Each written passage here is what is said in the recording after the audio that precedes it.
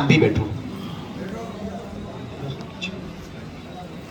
एक बात हम अपनी अनुभव की आपसे शेयर करना चाहेंगे। इस देश में बाबाओं के नाम पर बड़े ढकोसले, जनमानस में अब बाबा एक सम्मानीय शब्द नहीं बचा।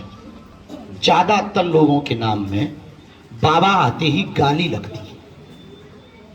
हमें उससे कोई दिक्कत नहीं, हम कभी भी किसी संत, किसी भी व्यक्ति की प्रतिक्रिया पर कभी भी क्रिया पर प्रतिक्रिया भी नहीं देते और हमारे स्वभाव में नहीं। हम ये कहना चाह रहे हैं कि हम इससे ऊपर एक काम करना चाह रहे हैं जिसमें आपका सहयोग चाह रहे हैं। इस देश में संतों के और बाबाओं के नाम पर जो छवि बनी, हम सनातन की एक नई छवि खड़ी करना चाह रहे हैं कि देश में मंदिरों की दान पेटियों से बेटियों का घर बसाया जाए, मंदिरों को केवल श्रद्धा का केंद्र नहीं, सेवा का स्थान बनाया जाए। ये उदाहरण प्रस्तुत करने में समय लगेगा, मुसीबतें झेलनी पड़ेंगी और सबसे बड़ा चैलेंज तो यही होता है, दान लेना बहुत सरल है, दान लेकर दान देना बड़ा कठिन होता है। वो हमको करना है, वो हमारे मन में है। 1675 बेटियों का हो गया, अगली बार 325 बेटियों का है तो 2000 बेटियों का कन्या विवाह। भगवान, एक दिन हमारा सपना है कि 1100 वास्तविक अनाथ बेटियों का विवाह बागेश्वर धाम की भूमि से हो।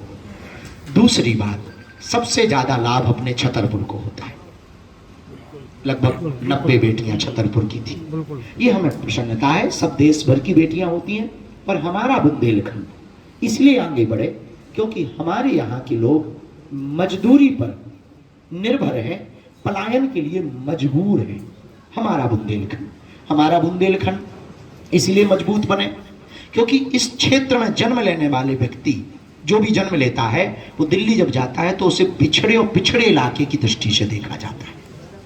हम चाहते हैं उसकी क्रांति अपने बागेश्वर धाम से उठे कि जो कल तक सबसे ज्यादा पिछड़ा था, देश में सबसे ज्यादा अग्रणी विकास के मार्ग में, शिक्षा के मार्ग में, स्वास्थ्य के मार्ग में और सनातन के मार्ग में अपना बुंदेलखंड बने। हमें नहीं लगता कि आदमी कोई सोच ले वो कठिन है।